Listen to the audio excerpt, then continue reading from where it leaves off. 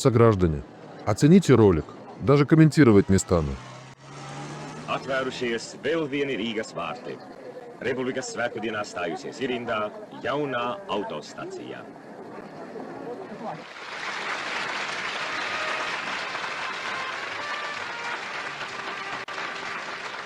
Kopā ar atklāšanas svinību dalībniekiem mazliet ielūkosimies iekštelpās.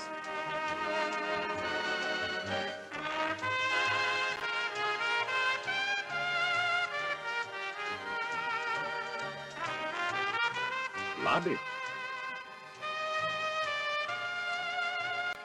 105 autobusu līnijas turpmāk aizvizinās uz tālām un tuvām pilsētām.